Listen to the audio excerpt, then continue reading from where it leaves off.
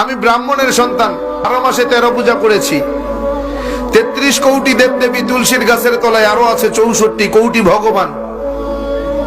আমি 21 বছর গবেষণা করে বেদ, পুরাণ, রামায়ণ, মহাভারত, জেন্দাবেস্তা, স্মৃতি শ্রুতি, মনুসংহিতা, শ্রীমদ ভাগবত গীতা, রাজভোগ আর কালীভোগ ছাড়াও অসংখ্য কিতাবাদির উপরে, সংস্কৃত ভাষার উপরে পাণ্ডিত্য অর্জন করে ডিগ্রি নিয়ে 44,441 খানা মন্ত্র পড়ে 30,000 মন্ত্র মুখস্থ করে দেখলাম তাদের ধর্মগ্রন্থে কোথাও নেই তার কোনো প্রমাণ।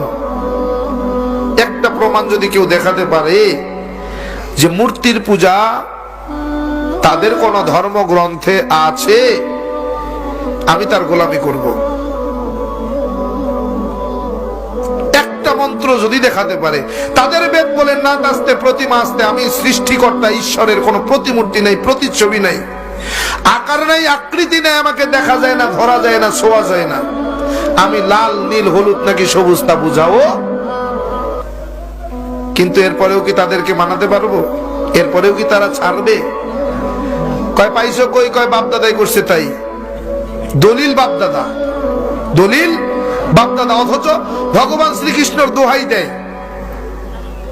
ভগবান শ্রীকৃষ্ণের দোহাই দেয়। ভগবান শ্রীকৃষ্ণ শ্রীমদ ভাগবত গীতার 7 নম্বর অধ্যায়ের 20 নম্বর পৃষ্ঠার মধ্যে বলেন, অন্ধত্তম প্রবিশান্তি এ অসম্ভূতে মোপাস্তে।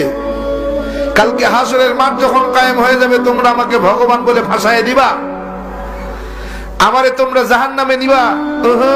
আমি সেই রাস্তা রাখি নাই, আমি আমার রাস্তা ক্লিয়ার করে দিয়েছি। অন্ধত্তম প্রবিশান্তি এ অসম্ভূতে মোপাস্তে।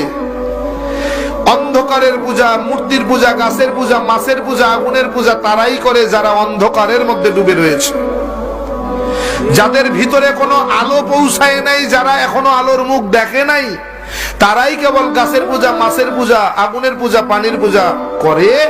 আর যারা আলো দেখেছে, হেদায়াত পেয়ে গিয়েছে, নূর দেখেছে, তারা তা করে না। কেমনে বুঝাবেন ওরে? ও ভাই, ইসলাম কিন্তু এমনি গ্রহণ করি নাই, যাচাই বাছাই করে গবেষণা করে তারপরে মুসলমান হয়েছি। এরকম হাজার হাজার মন্ত্র বলা সম্ভব। কোরআনে হাকিমের 30 পারা 114টি সূরা, 6,666 মতান্তরে 6,238 আয়াতের সঙ্গে এই 30,000 মন্ত্রের হুবহু মিল আছে। কোরআনে হাকিমের প্রত্যেকটি আয়াতের সঙ্গে কয়েক শত মন্ত্র পাঠ করে শোনানো সম্ভব। শুধু তাই না, প্রত্যেকটা মন্ত্রের কিতাবের নাম, অধ্যায় নম্বর, পৃষ্ঠা নম্বর, শ্লোক নম্বর বলার মতো যোগ্যতা আল্লাহ তাআলা আমাকে দিয়েছেন।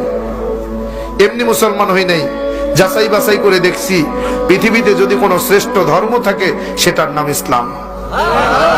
সৃষ্টিকর্তা আল্লাহর পছন্দনীয় যদি কোনো জীবন বিধান থাকে সেটার নাম ইসলাম। ইন্নাদ-দীনা ইনদাল্লাহিল ইসলাম। তারা বলেন ইদাং ইসলানাং ওয়াসাং ইল্লাল্লাহ। তাদের ধর্মগ্রন্থ বলে ইদাং ইসলানাং ওয়াসাং ইল্লাল্লাহ। ইদাং হলো দিন, ইসলানাং হলো ইসলাম, ওয়াসাং হলো পছন্দনীয় বা পছন্দ করা, ইল্লাল্লাহ হলো সৃষ্টিকর্তা। বোঝা গেল সৃষ্টিকর্তার পছন্দ করা ধর্মের নাম কি? ইসলাম। তাআলা করেন